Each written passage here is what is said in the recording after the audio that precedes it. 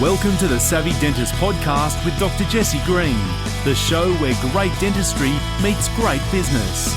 Listen in each week as we bring you an inspiring person who will share their story, ideas and business techniques to help you create a practice and a life you love. And now introducing your host, Dr. Jesse Green.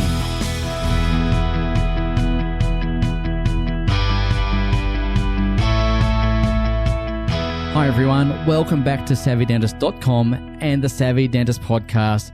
So glad you can join us here today because we're having a fantastic conversation about how to get the most out of the right-hand person on your team.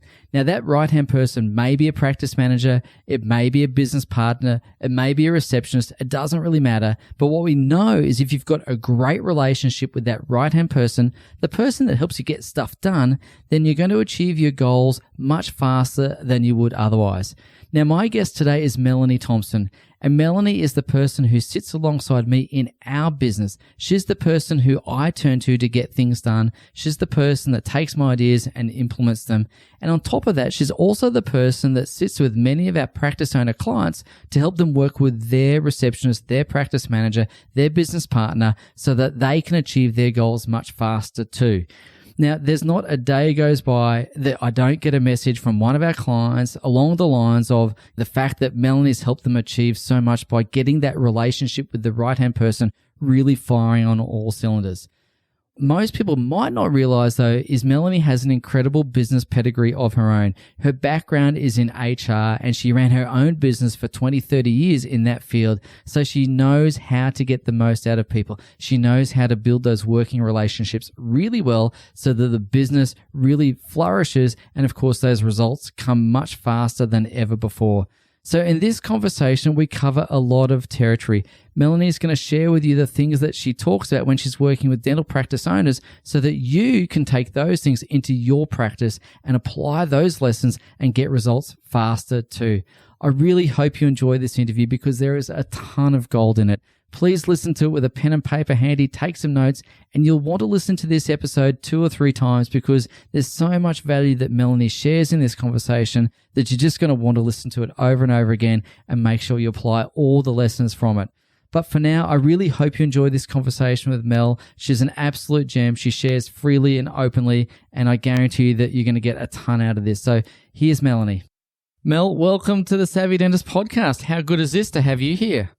I know, it's great, isn't it? It feels really weird for me, Jesse, because I'm normally the one that's organising the guests and giving them a bit of a rundown on how the interview will roll out and what they need to expect. And I actually had to go back and read that email for myself this morning. So, yeah, it's good to be here. Yeah, well, I promise no surprises, okay? We won't deviate from the process just to make sure we keep it nice and clean and simple. Mel, you work in our business, Savvy Dentist, and you've got a couple of roles, but notably what you're really, really good at amongst many things, but specifically helping practice owners work with their practice manager so that they get the most out of that experience, they get the most out of the role, and so on and so forth. Before we get into the nuts and bolts of that, how important do you see it the practice owner has someone as a right-hand person to really achieve the best results?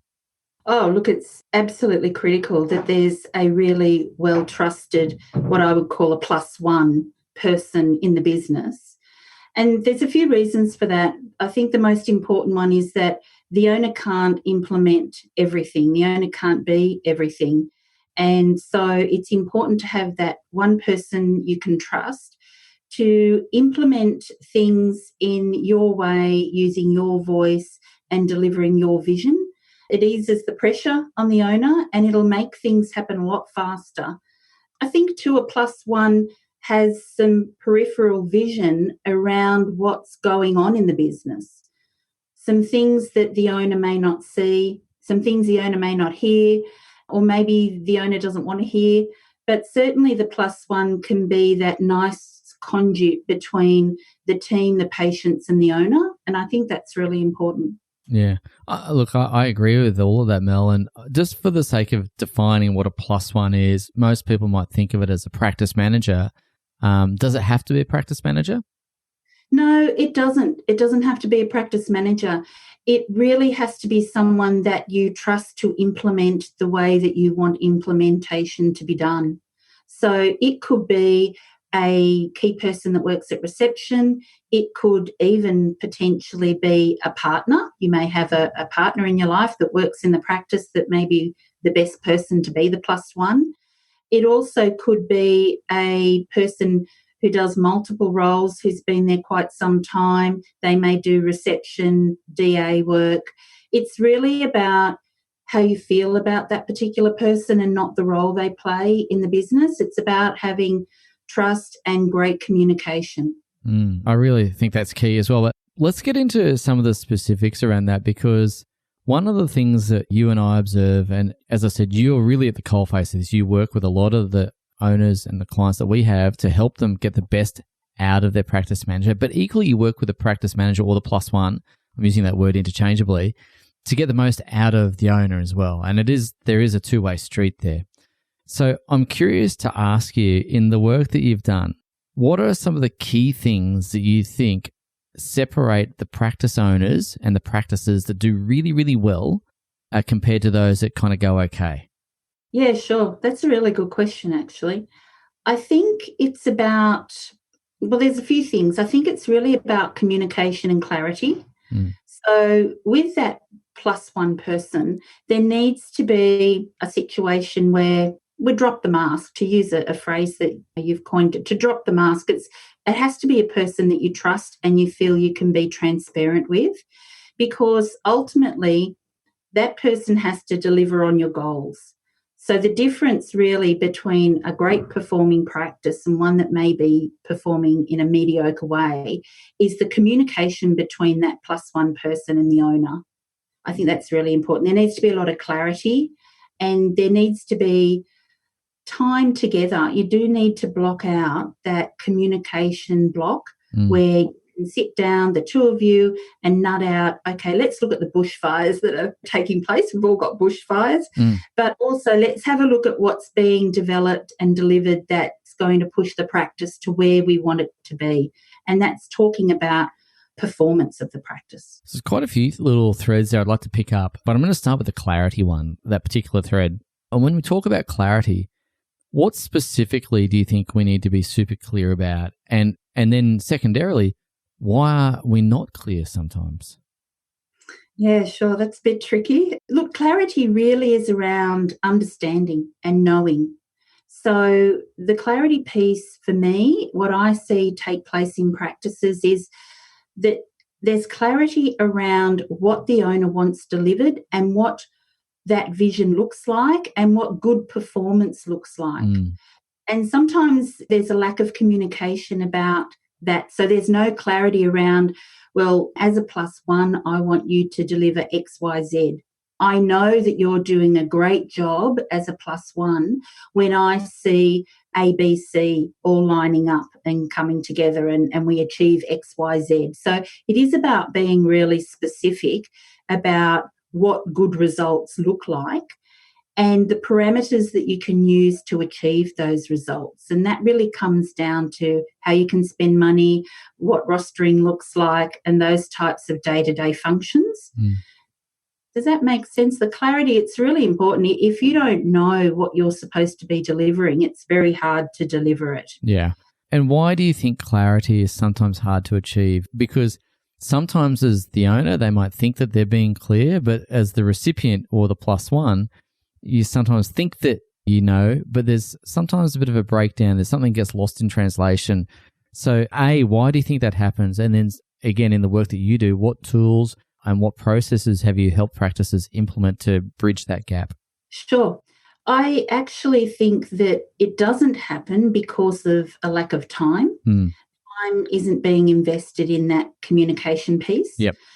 So when you're able to sit down and have a cup of coffee and a conversation, and you may have blocked out an hour and a half, and you know you've got an hour and a half, then the conversation can wander. You can have conversations about, okay, here's my agenda. These are the things we need to talk about. And then you've got other things that will just come up.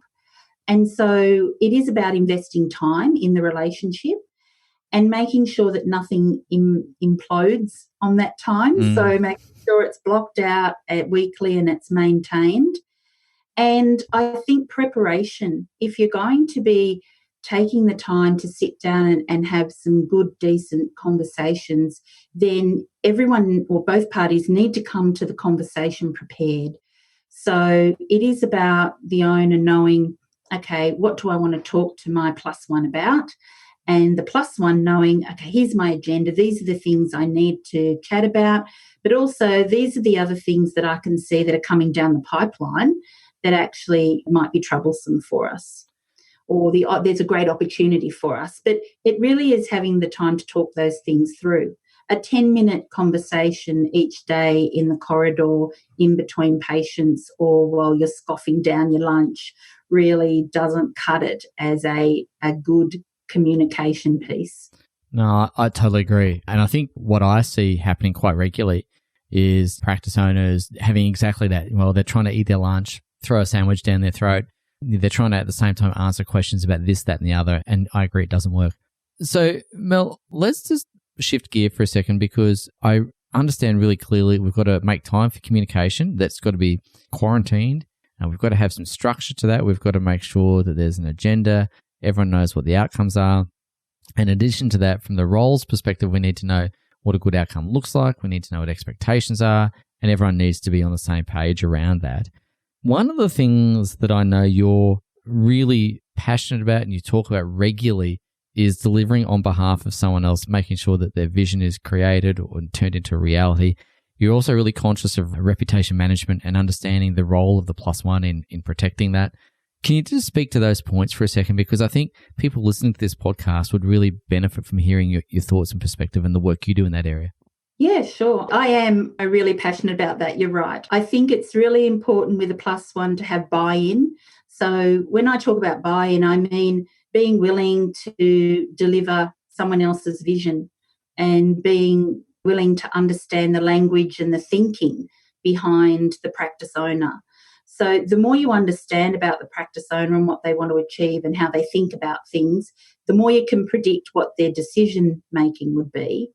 And what happens then is you get a voice, you get an automated sort of voice in your head that says, oh, okay, I know what Jessie would say in this situation, or I know what Jessie would be thinking.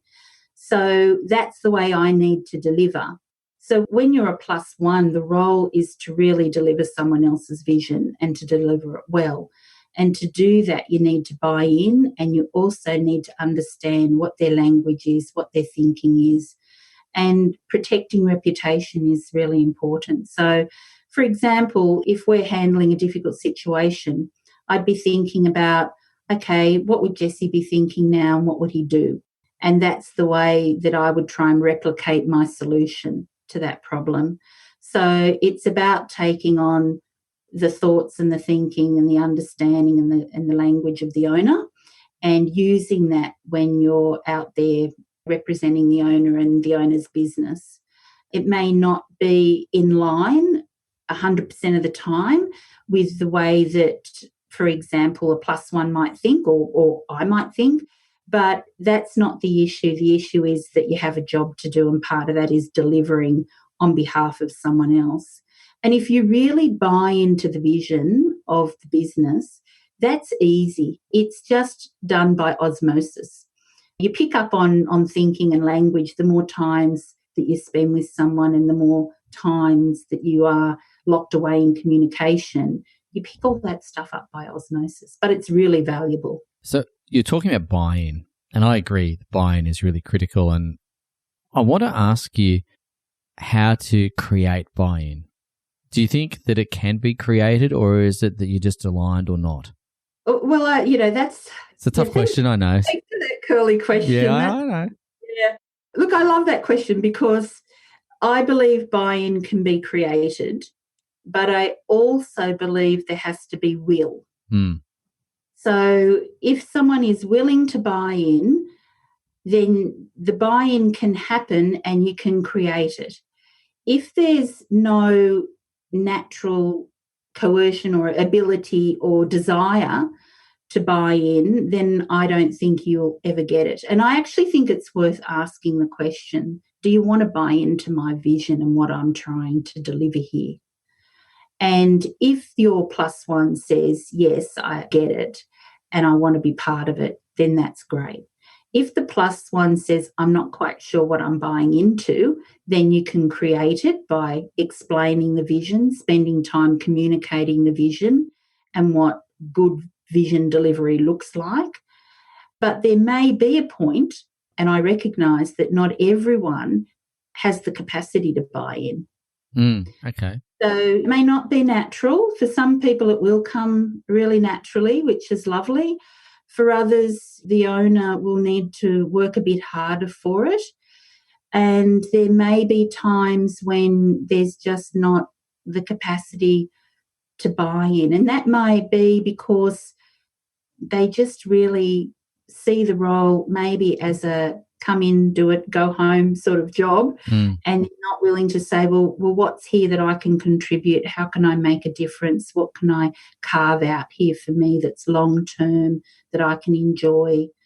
So I do think you would get to a point in some relationships where buy-in was going to be difficult or almost impossible. And I think you'd need to cut that away. Yeah. Well, and I think a bit of a cutaway person. Well, I am a bit too. And I think the thing with cutting things away or I hate to say this, but cutting people away is it's not a reflection on whether that person's a good person or a bad person, but it's about fit and alignment and all those other things, right? Because if we're not in alignment, then it feels like we've got one person or two people or three people all rowing together and then the other person sitting there passively or even worse, rowing the opposite direction. And so I think getting that alignment is really key. You hit on a great point there. I think that you can have a poor performer that you can tolerate in certain roles for a certain amount of time. But I talk about cutting away quickly with that plus one because in that plus one role, you don't have the time or the energy to have someone there that's not performing. The longer you have them there, the less you're going to achieve and the more painful it becomes if they're not succeeding. And that works both ways. I mean, plus ones will be astute enough to know when it's not working well. And you'd want them to be asking questions. How am I tracking with this? I think questions are really important to work out if there's buy-in. If you've got a plus one that is asking you questions, how am I going with this? What do you want that to look like? What do you want me to do with this particular problem? What are you thinking around this particular problem? What's your first thought about this? Do we need to sleep on this? If a plus one isn't asking those sort of questions, they're not buying in to your vision because they're not wanting to learn how you want something delivered. Yeah, I think that's actually really, really valuable. So, ladies and gents, if you've just tuned in, we're having a conversation today with Melanie Thompson, who works in our office helping practice owners and practice managers, or plus ones as we're calling them today, anyone who's in that support role, that right-hand person, to really get the most out of that working relationship. Mel is an absolute expert at this, and what I haven't articulated on this particular show is Mel's got a very strong HR background, having run her own business in that space for years and years and years, very successfully. And so what we're tapping into is decades of experience and wisdom, and I'd really encourage you to go back and listen to that last section that Mel articulated, because I think if you can take note of that and implement it with your plus one, it's going to make a tremendous difference. So, Mel, I want to ask you, are plus ones born or are they made? Oh, wow. Okay. So I'm deviating from the script, aren't I? Sorry. I'd like to think that they're made because I do think a great number of people could be great plus ones. You know, not everyone wants to be the rock star. Not everyone wants to be the person on stage, the face of the business, or the person that's front and centre with a practice or interfacing with patients all the time. And I remember seeing a great series on the ABC, and it was actually about sidemen and the sidemen and women who for decades had been working, you know, with some of the best rock stars on the planet as their sidekick. And they were so good at that they could sing on an album and you could not tell that it wasn't Mick Jagger. Wow. His sidekick he'd worked with him for 20 years and his sidekick was so good. and they'd done it before. The show was exceptional. So I would like to think that sidekicks can be created, can be moulded, and I really do think they can. But there would be some really typical sort of skills that a sidekick needs. And I think one of them is that you don't need to be the rock star. Yeah. You're happy to be the sidekick and do some of that dirty work. And I love getting my hands dirty and doing some of that nitty-gritty stuff in the background, organising stuff. If you're really good at organising and you can have that voice of the owner, then, there's some great benefits with being a sidekick and a plus one. So, yeah, I'd like to think they can, to answer your question, which I haven't done yet, is I'd like to think that they can be moulded, that there would be a few skills that you'd really need to be looking for to make sure that you've got someone you can mould. Okay, so let's talk about those skills or those attributes that make up a great plus one. We spoke about the willingness to be the sidekick and to not want to be front and centre. What other particular skills or attributes or things do you think a really good plus one possesses? Yeah, that's great. I actually think there's a few things, but being able to listen well, listen properly, listen to what's being said is really key, because if you're going to be communicating with a plus one as an owner and you're going to be expressing an opinion or giving some instructions, you want that to only have to happen once. So you don't want to have to go back repeating yourself. So listening is a really important skill.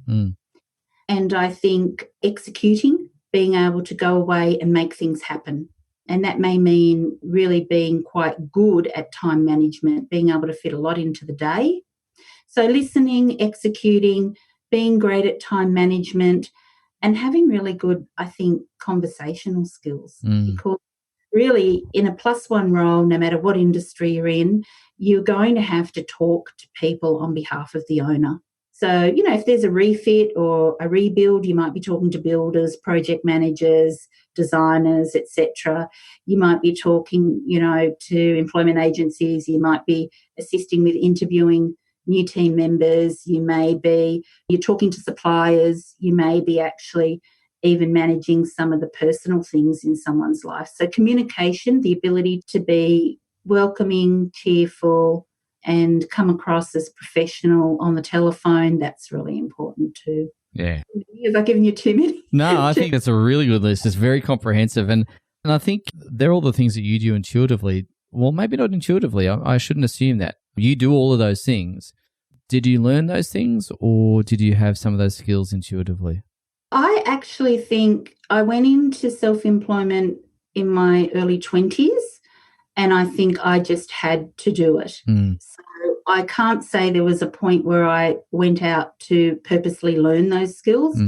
I think when you're working for yourself, generating your own income, you need to phone someone, you phone them. You need to organise something, you organise it. You're on a deadline, you need to deliver for clients, you just do it. And I think that pressure really just pushes those skills to the forefront.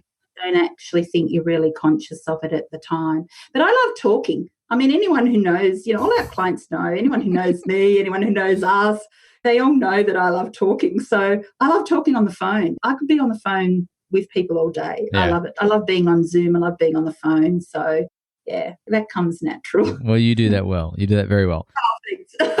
I wanted to ask you, Mel, look, again, as you work with clients, as you work with dentists, as you observe lots of things, is there anything that surprises you? Is there anything that you kind of go, oh, I didn't anticipate that, or actually, I thought this, but it was actually that? Is there anything that you've observed in this plus one practice owner relationship that you've gone, wow, that I didn't quite think it would be the way it is?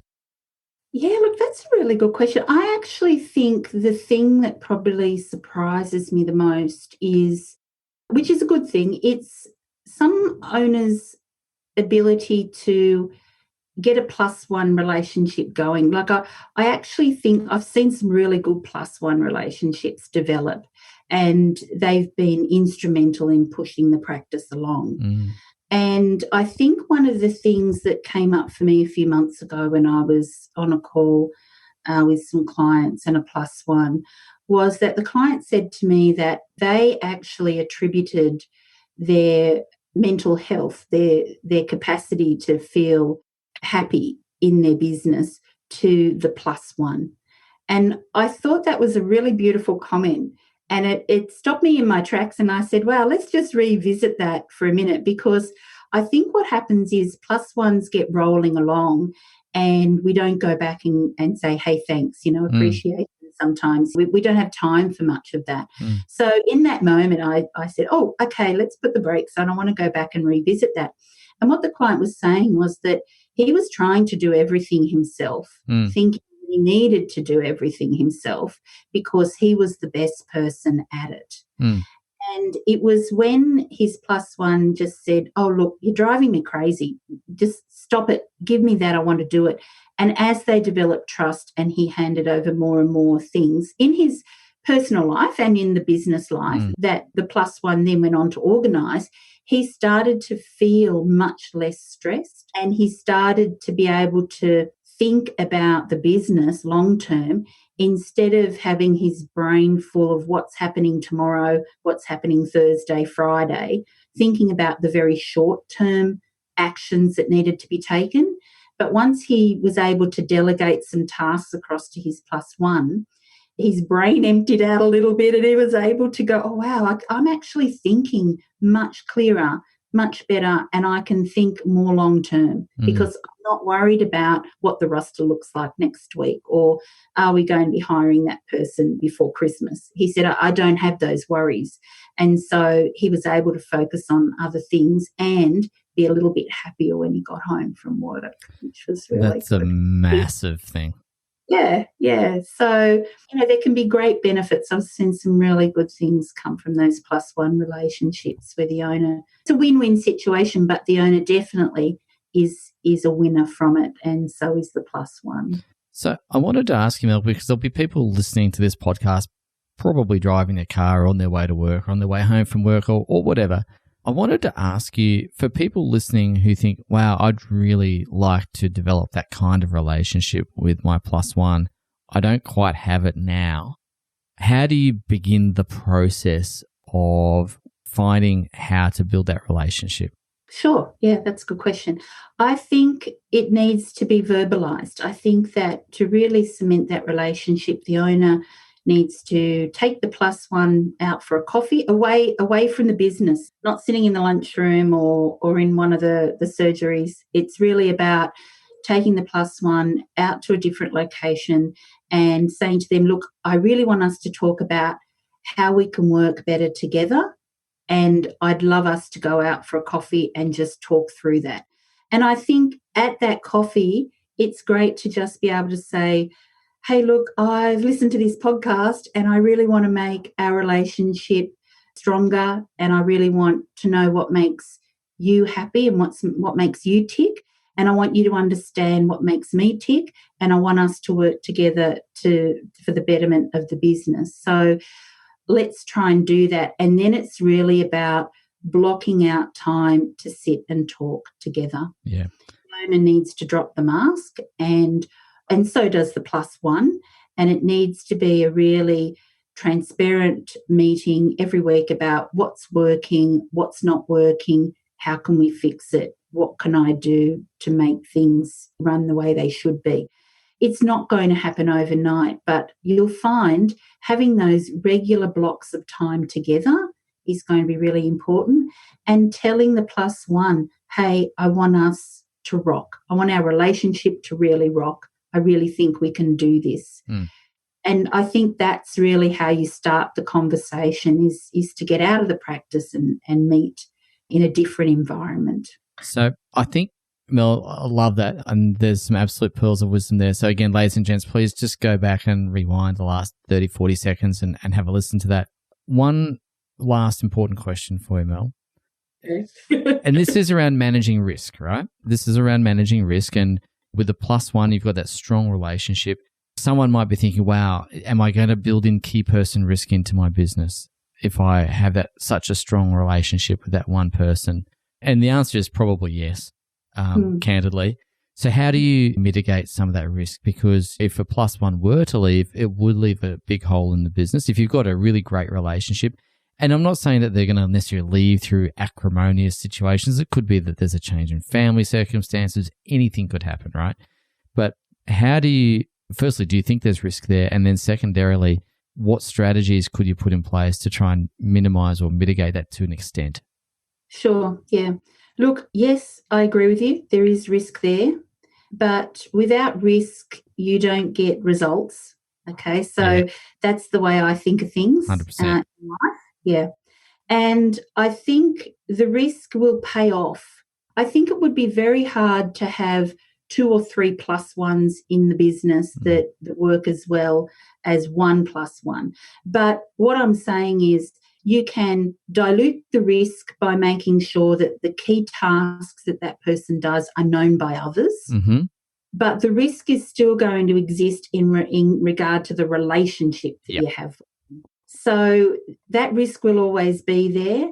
And I also think it's worth having a conversation and saying, look, if we're going to have this great +1 relationship, I need to know what your plans are. Now, I know plans can change, okay, but the owner needs to understand what commitment they have from the +1. Yeah. What are the things that motivate the +1? What are the things that will keep the +1 there working happily?